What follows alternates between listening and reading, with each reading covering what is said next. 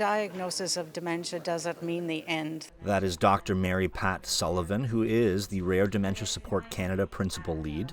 She's a professor in the School of Social Work at Nipissing University, and that school hosted an In Our Words social event to welcome in a family affected by rare dementia. That people are living still good lives with these complex diseases, but I think we heard today that in order for people to do that, that having wraparound support from family, from community and other services and organizations is so important, so they can continue to live their lives through the long haul of this. How much work is going on behind the scenes to do research to find out why this is affecting people so young?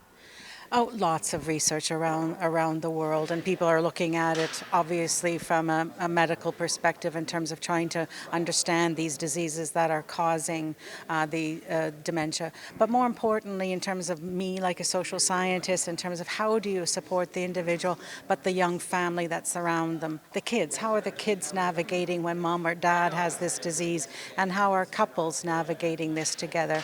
Jen and Dave Bigioni are a husband and wife, and Jen is the sole caregiver for Dave, who was diagnosed with primary progressive aphasia. It's affected us because we're in our 50s, and so this is the prime of our lives, I would say, and Dave's not working, and I'm not able to work because I'm a full-time caregiver, and it changes our goals, whereas I think a lot of people think, okay, when they retire in their 60s, they're going to travel or do these kind of things.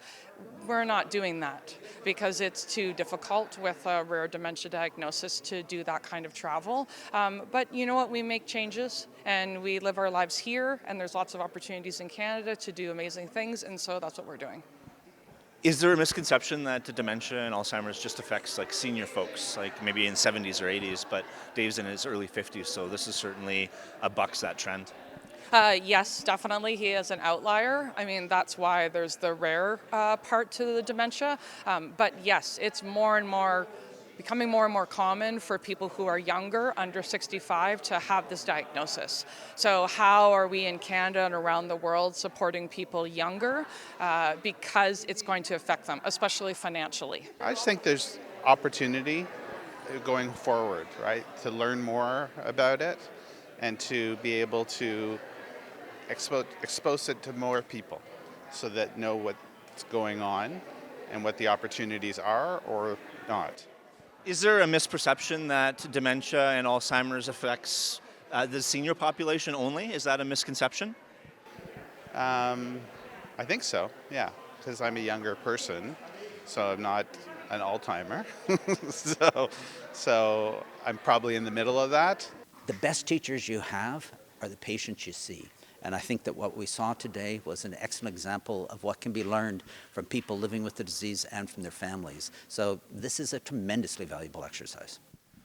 What did you take away from hearing the story of Dave being diagnosed so young, just early 50s, and afflicted with this? Well, you know, that's the norm. For the diagnosis that he has, it's typically presents in the 50s, but I think that this is a valuable lesson. Everyone thinks that dementia and chronic neurologic diseases are primarily of the elderly. Not necessarily the case. There are people who get it in their 40s and their 50s, and I think that drawing awareness to this important fact is important.